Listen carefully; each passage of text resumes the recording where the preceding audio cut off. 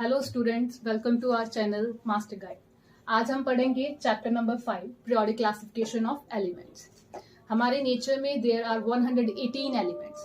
हमारे नेचर में 118 एलिमेंट्स है, जिसमें से 94 जो है वो नेचुरली अकरिंग है और जो बाकी हैं वो क्या है, मैन मेड है। और इस चैप्टर में हम पढ़ेंगे about the classification of these elements. In elements को कैसे क्लासिफाई किया हुआ है, कैसे ग्रुपिंग की हुई है इनकी। सभी एलिमेंट्स की अलग अलग प्रॉपर्टीज हैं, उन प्रॉपर्टीज के अकॉर्डिंगली इनके ग्रुप्स बनाए गए हैं। बहुत सारे साइंटिस्ट आए हैं जिन्होंने कोशिश की इनको ग्रुप करने की, इनको क्लासिफाई करने की। और इस चैप्टर में हम 2-3 साइंटिस्ट के बारे में पढ़ेंगे जिन्होंने इनकी क्लासिफिकेशन करने की कोशिश की। सबसे पहले इन एलिमेंट्स की क्लासिफिकेशन करने की कोशिश की सर जॉन वॉल्फगैंग डॉब्रिनर ने, जो कि एक जर्मन केमिस्ट थे। उन्होंने सिमिलर प्रॉपर्टीज वाले एलिमेंट्स को एक ग्रुप में रखा और ऐसे कई ग्रुप बनाए। जैसे कि एक ग्रुप में जैसे उन्होंने रखा था लिथियम, सोडियम एंड पोटाशियम। क्योंकि उनके ग्रुप में 3-3 एलिमेंट्स थे, इसलिए उन्होंने उसका नाम रख दिया ट्राइड्स। अब जैसे कि ये है लिथियम, सोडियम, पोटाशियम और उनके एटॉमिक नंबर्स है 6.9, 23.0 एंड 39.0। इसके साथ साथ उन्होंने ये भी देखा कि ये जो उन्होंने 3 एलिमेंट्स रखे, उनके जो एटॉमिक मास है वो बढ़ रहे हैं। और उसके साथ उन्होंने ये बताया कि the average atomic mass of first and third is रफली equal to the atomic mass of the middle one. क्या बोला कि लिथियम और जैसे कि लिथियम और पोटाशियम का अगर हम एवरेज एटॉमिक मास निकालेंगे वो कितना आ गया 22.95, जो कि सोडियम के एटॉमिक नंबर के रफली इक्वल है, जो कि 23 है। पर डॉब्रिनर की एक जो कमी रह गई थी वो ये थी, डॉब्रिनर के टाइम पे 25 एलिमेंट्स थे जो कि डिस्कवर हुए थे, लेकिन वो सिर्फ 9 एलिमेंट्स को क्लासिफाई कर पाए थे। सिर्फ ऐसे 3 ही ट्राइड्स बना पाए थे जो कि उनके थ्योरी को फॉलो करा था। डॉब्रिनर के बाद क्लासिफिकेशन करने की कोशिश की सर जॉन न्यूलैंड ने, जो कि इंग्लिश साइंटिस्ट थे।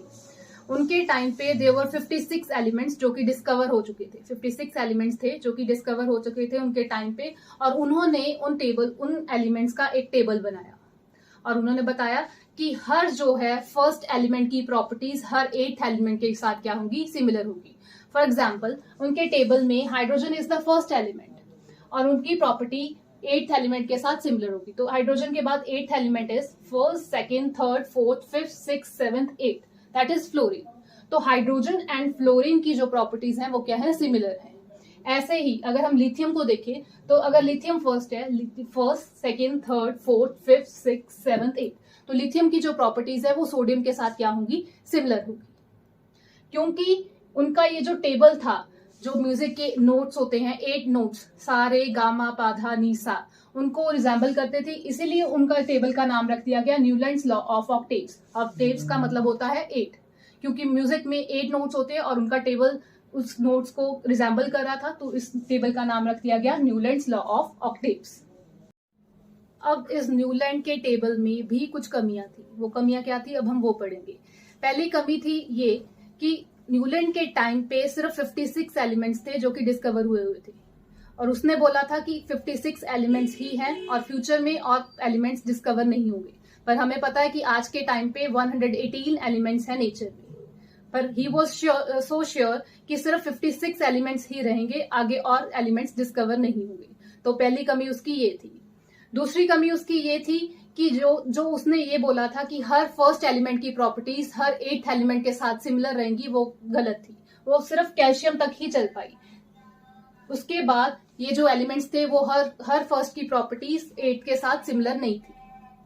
तीसरी उसकी कमी ये थी कि उसने कुछ एलिमेंट्स को सेम स्लॉट में रख दिया था। जैसे कि हम देख सकते हैं इस टेबल में कोबाल्ट एंड निकल is placed in 1 slot. Cobalt and निकल एक स्लॉट में है, लैंथेनम एंड सेरम एक स्लॉट में। और उसके साथ साथ कोबाल्ट एंड निकल जिस टेबल में है, जिस कॉलम में है, उसमें और एलिमेंट्स क्या हैं, hydrogen, fluorine, chlorine and bromine. इन सबकी जो प्रॉपर्टीज हैं वो कोबाल्ट एंड निकल से बिल्कुल ही डिफरेंट है। कोबाल्ट एंड निकल की प्रॉपर्टीज इनसे बिल्कुल भी नहीं मिलती, और जिनके साथ इनकी प्रॉपर्टीज मिलती थी जैसे कि आयरन, वो उनसे क्या कर दिया गया था, बहुत दूर कर दिया गया था। तो उसकी ये भी एक कमी थी। फिर उसकी नेक्स्ट कमी ये थी, जो नोबल गैसेस के बारे में हम पढ़ते हैं वो न्यूलैंड के टाइम पे इन्वेंट नहीं हुई थी, वो उस टाइम डिस्कवर नहीं हुई थी। पर जब वो डिस्कवर हुई और उसको इस टेबल में सेट करने की कोशिश की गई, तो ये जो टेबल है वो बिल्कुल ही इरेलीवेंट हो गया। तो इससे हम ये पढ़ते हैं कि जो न्यूलैंड का लॉ ऑफ ऑक्टेव्स था वो सिर्फ लाइटर एलिमेंट्स के लिए ही एप्लीकेबल था, वो सिर्फ कैल्शियम तक ही एप्लीकेबल था, हैवी एलिमेंट्स के लिए वो बिल्कुल ही एप्लीकेबल नहीं था। अब डॉबरिनर और न्यूलैंड के बाद जो क्लासिफिकेशन करने की कोशिश की वो की एक रशियन केमिस्ट जिसका नाम था डिमित्री इवानोविच मेंडलीव।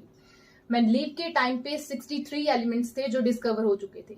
डॉबरिनर के टाइम पे 25 एलिमेंट्स थे, न्यूलैंड के टाइम पे 56 एलिमेंट्स थे और मेंडलीव के टाइम पे 63 एलिमेंट्स थे जो कि डिस्कवर हो चुके थे। उसने अब इनको क्लासिफाई करने की कोशिश की। उसने क्या किया, उन एलिमेंट्स के atomic masses, chemical properties and physical properties को रिलेट करने की कोशिश की।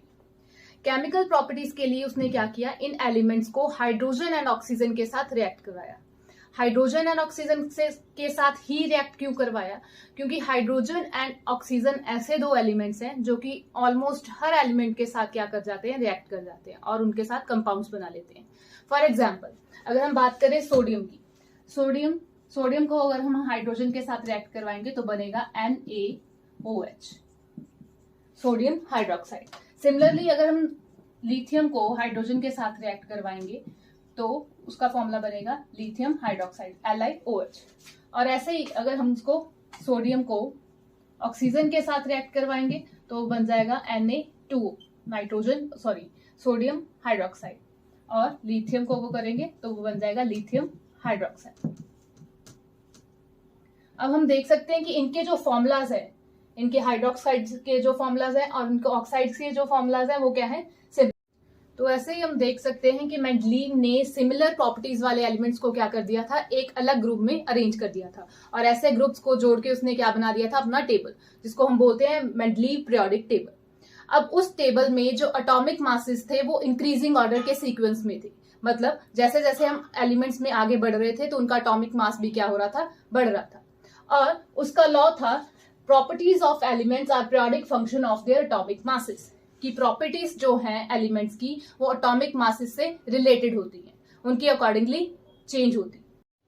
तो अब ये है मेंडलीव पीरियोडिक टेबल। जैसे कि हम इसमें देख सकते हैं 1 2 3 4 5 6 7 8 जो है वर्टिकल कॉलम्स हैं जिसको उसने नाम दिया ग्रुप्स, और 6 जो है 1 2 3 4 6 जो है हॉरिजॉन्टल रोज हैं जिसको उसने नाम दिया periods. So there are 6 periods and 8 groups in Mendeleev periodic table.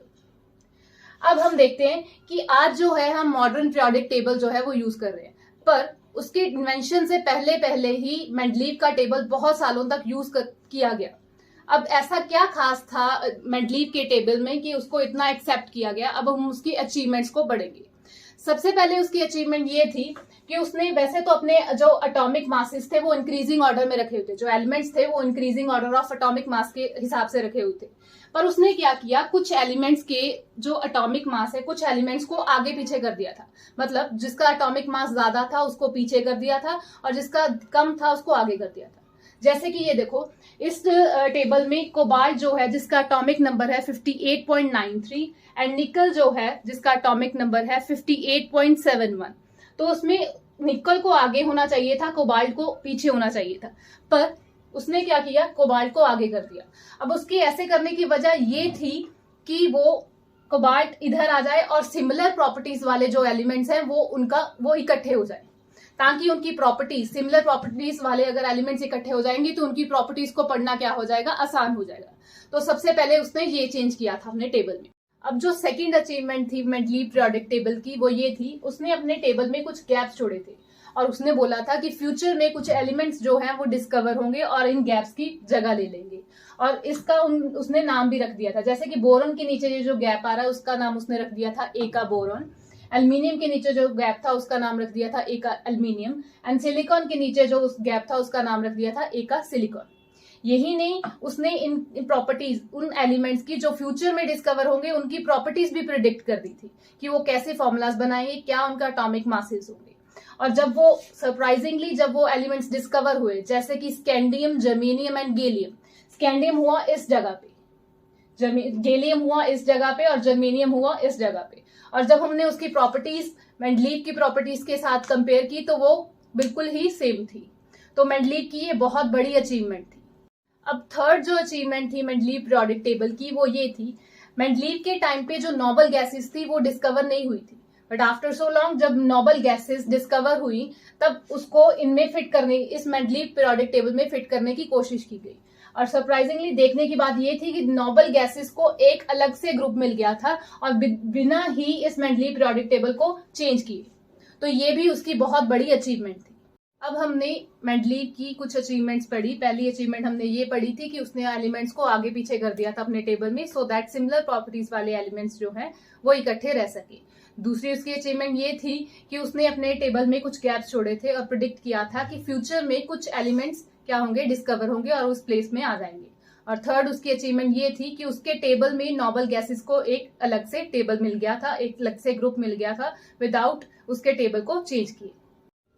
क्योंकि आज के टाइम पे हम यूज कर रहे हैं modern periodic table, that means कि मेंडलीव के टेबल में भी कुछ कमियां थी। अब हम उन कमियों के बारे में पढ़ेंगे। सबसे पहले उसकी कमी ये थी कि वो हाइड्रोजन को एक प्रॉपर प्लेस नहीं दे पाया था अपने टेबल में। क्योंकि जैसे कि हम पढ़ते हैं modern periodic table, modern periodic table का जो फर्स्ट ग्रुप है उसको बोलते हैं एल्कली मेटल्स। हाइड्रोजन की प्रॉपर्टीज उन एल्कली मेटल्स के साथ भी मिलती थी और जो 17th ग्रुप है जिसको हम बोलते हैं हैलोजन्स, उसकी प्रॉपर्टीज उन हैलोजन्स के साथ भी मिलती थी। मतलब हाइड्रोजन की जो प्रॉपर्टीज थी वो एल्कली मेटल्स एंड हैलोजन्स दोनों के साथ मिलती थी। इसलिए मेंडलीव हाइड्रोजन को अपने टेबल में एक प्रॉपर प्लेस नहीं दे पाया था। ये उसकी सबसे पहली कमी थी। अब सेकंड लिमिटेशन, जो सेकंड कमी है उसके टेबल की, ये थी आइसोटॉप्स। आइसोटॉप्स जिनके बारे में हमने पढ़ा है क्लास 9th में। आप बताओगे कमेंट सेक्शन में कि आइसोटॉप्स होते क्या है। अब जैसे कि हमें पता है कि हाइड्रोजन के 3 आइसोटॉप्स हैं, हाइड्रोजन 1,1, 1,2, 1,3। इन तीनों के एटॉमिक मास क्या है, डिफरेंट है। पर जब बाद में इन आइसोटॉप्स को इस टेबल में सेट करने की कोशिश की गई, वो इस टेबल में फिट नहीं हुए। तो ये उसकी दूसरी कमी थी। तीसरी जो उसकी कमी थी, जो लिमिटेशन थी मेंडलीव टेबल की, वो ये थी, उसने बोला था कि उसके टेबल में जो एलिमेंट्स है वो increasing order of atomic mass के सीक्वेंस में अरेंज है। जैसे जैसे एलिमेंट्स आगे जा रहे हैं एटॉमिक मास बढ़ रहे हैं। पर उसने खुद ही कुछ एलिमेंट्स जिनके एटॉमिक मास ज्यादा कम थे उनको आगे पीछे कर दिया था, जिससे क्या हो गया था, उसके टेबल से एटॉमिक मासेस को पढ़ना थोड़ा सा मुश्किल हो गया था, क्योंकि एटॉमिक मास एक सीक्वेंस में बढ़ नहीं रहे थे।